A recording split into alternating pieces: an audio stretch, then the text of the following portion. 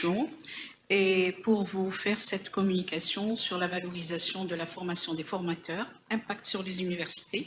Dans la dernière version du programme, c'est intitulé « Impact des formations digitales sur les établissements de l'enseignement supérieur ».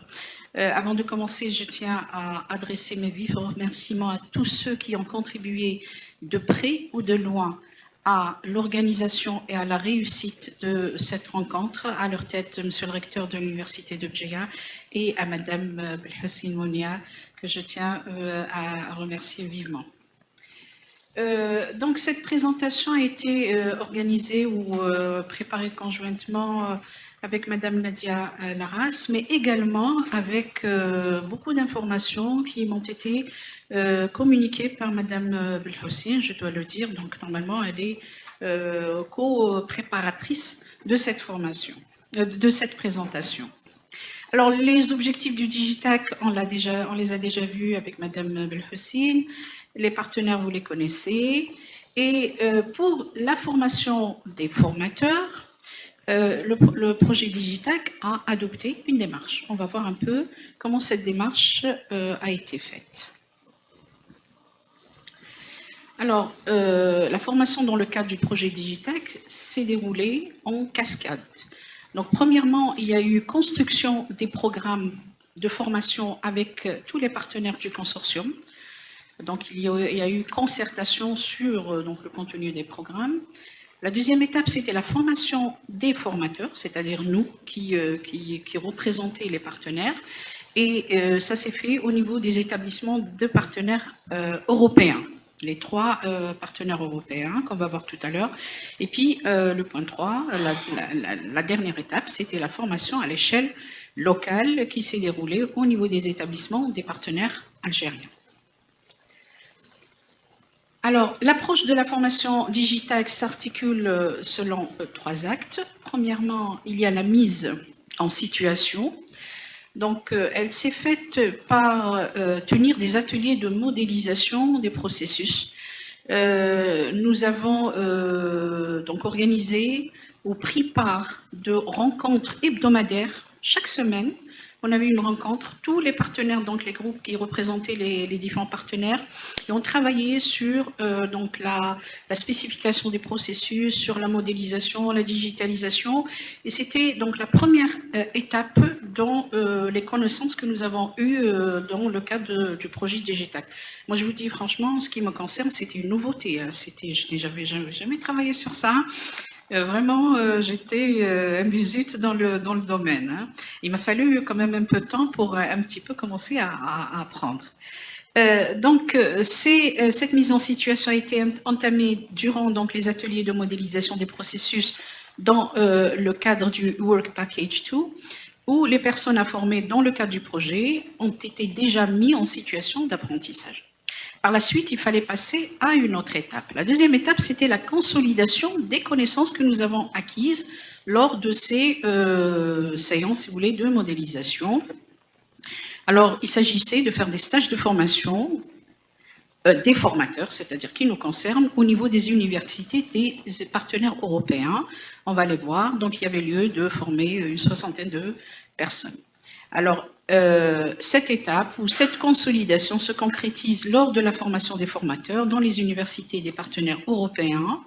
Les acquis de l'étape 1 de formation seront consolidés lors de ces stages. C'est-à-dire les formations chez nos partenaires européens ont été organisées pour consolider donc, les connaissances que nous avions déjà acquises lors de la première étape. Et puis est venue la dernière étape, donc la transmission. Donc il fallait que ces gens formés, qui étaient nous, il fallait qu'ils transmettent un peu donc leur savoir et leurs connaissances au niveau de leurs établissements d'appartenance. Donc ça, la phase de transmission, c'était la formation ou les formations à l'échelle locale au niveau des universités algériennes. Donc le but était de former 360 enseignants, 360 étudiants et 90 administratifs.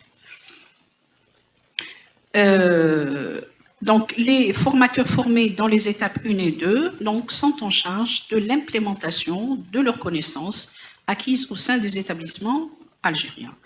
Donc c'était l'étape finale que la majorité des partenaires en fait, donc reste l'Université d'Alger. On avait programmé de le faire cette semaine, mais comme on est impliqué dans ces cours et on devait assister à cette conférence, donc on a demandé qu'on nous permette de la faire donc la semaine prochaine. Alors, la méthodologie de formation. Alors, comment on a procédé ou comment Digitac a procédé pour la formation? Donc, on va lister les 5, donc, si vous voulez, stratégies suivantes. Donc, d'abord, il fallait analyser les profils des personnes à former. Quels étaient les formules, donc leurs profils. Définir les tâches qui incombent à chacun d'elles dans le dispositif. Par exemple, dans les rencontres hebdomadaires, pour chaque partenaire, on nous a affecté un domaine qui figure, un des 8 domaines qui figurent dans le référentiel national de l'assurance qualité. Nous, par exemple, on travaille, Alger1 travaille sur le domaine 4, la visibilité au niveau des établissements de l'enseignement supérieur. Donc, chaque partenaire a pris donc, un volet sur lequel il était censé faire tout le travail donc, de la spécification du processus de la digitalisation concernant ce domaine. Puis, il fallait déterminer les besoins de formation en fonction du rôle que doit jouer chaque catégorie des personnes concernées par la formation. Par la suite, identifier la nature du dispositif de formation, tel que les tâches, les activités, à privilégier lors de la formation, qui va varier en fonction, bien sûr, des personnes concernées et des contenus. C'est-à-dire que Digitac a essayé un petit peu d'adapter donc, la nature donc, du dispositif de formation selon, si vous voulez, la fonction de ces personnes, leurs besoins et le contenu.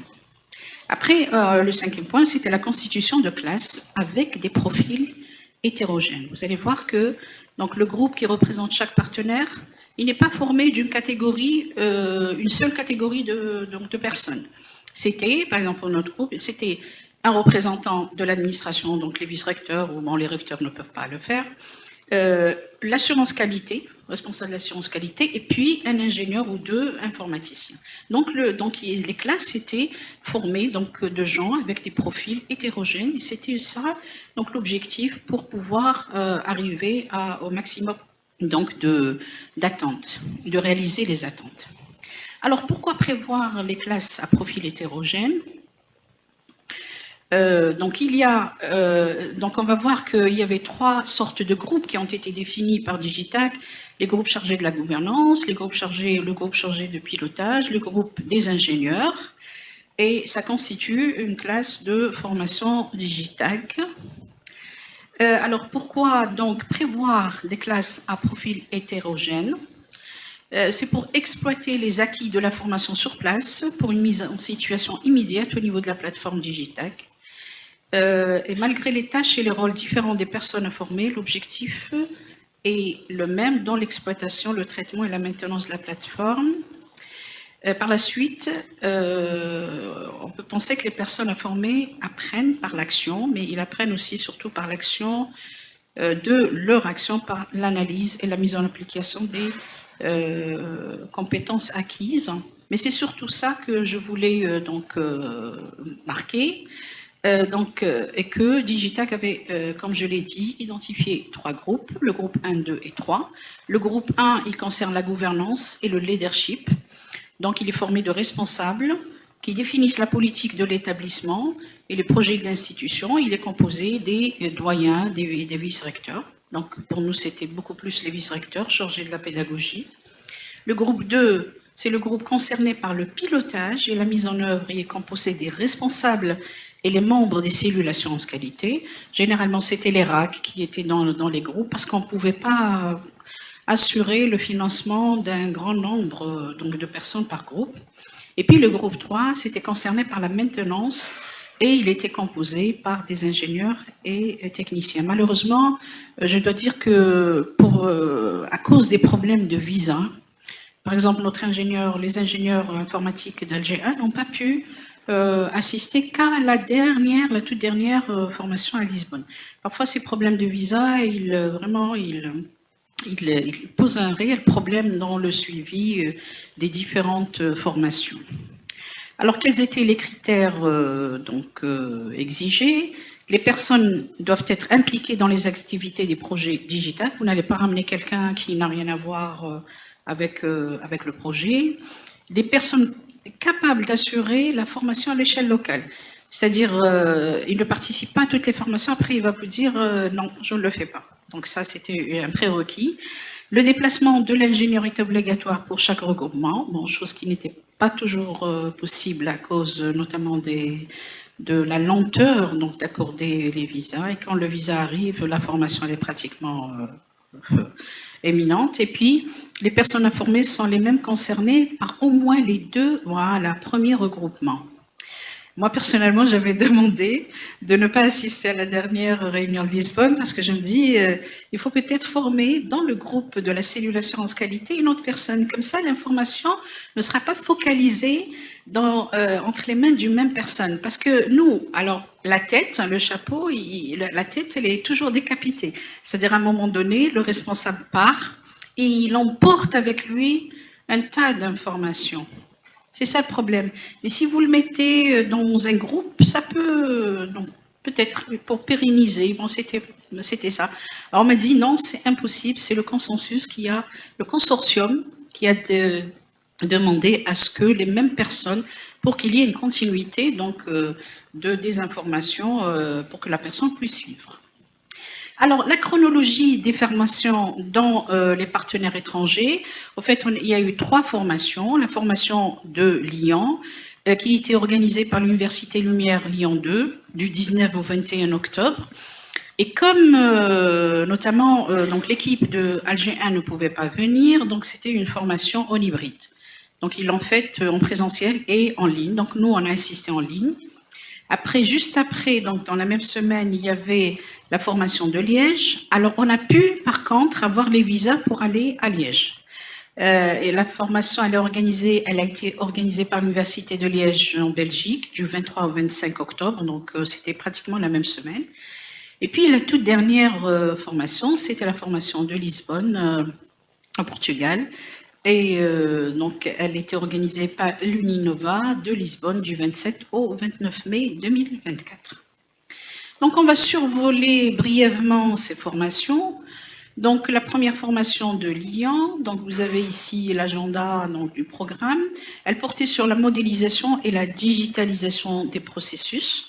Donc, le programme traitait les normes et normalisation, les processus au cœur des systèmes de management, l'architecture d'entreprise, la modélisation des processus BPMN dont notre collègue Debjaya vient de nous présenter, la digitalisation des processus, et puis il y avait un atelier sur le référentiel processus Hermakes. La deuxième formation, celle de Liège, donc elle a porté principalement sur les indicateurs et les tableaux de bord. Donc, premièrement, on nous a présenté l'assurance qualité au niveau de l'Université de Liège. Après, il y a eu toute une journée sur les indicateurs et les tableaux de bord.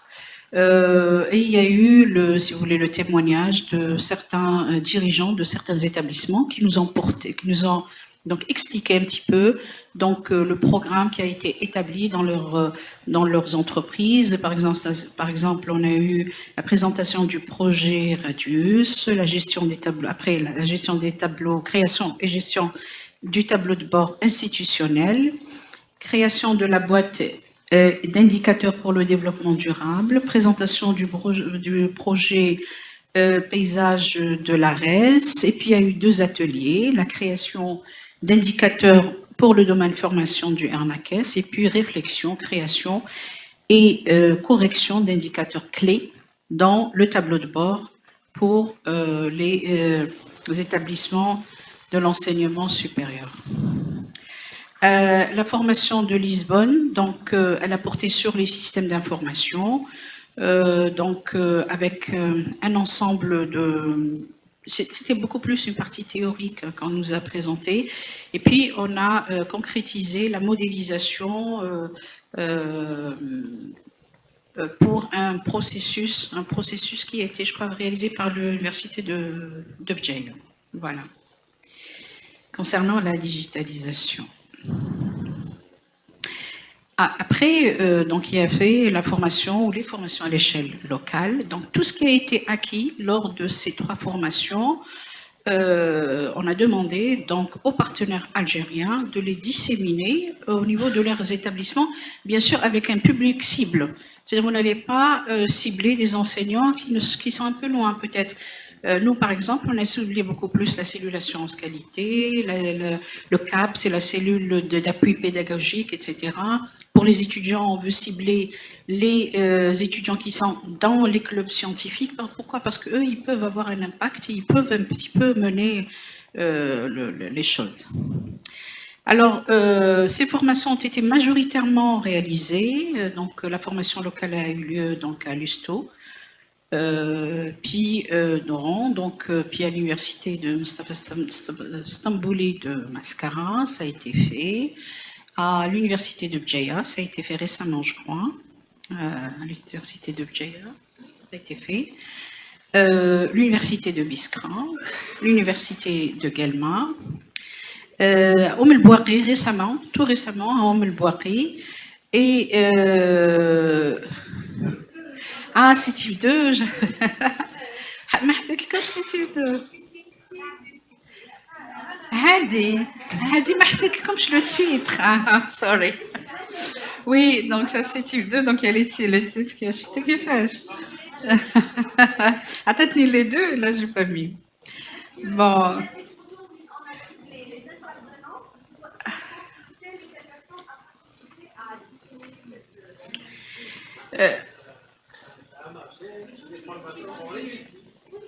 Oui. Alors, avant d'entamer ces formations, donc Digitag nous a sollicité. Donc, il nous a donné toute une textualisation de la formation avec ce que vous avez appelé le cahier des charges. Donc, ils nous ont envoyé un fichier appelé cahier des charges où il fallait mentionner tous les détails concernant les formations. Et puis, le programme, quand même, il a été plus ou moins donc dirigé dans le sens où on nous a donné des instructions concernant le programme étudiant, le programme enseignant. Voilà, donc ça nous a un petit peu aidé. On nous a demandé de donner les indicateurs, donc c'est-à-dire l'agenda, quand est-ce qu'on avait l'intention de faire, etc. Donc ça a été orienté de Digitag. Alors ça, c'est une partie qui ne nous concerne pas.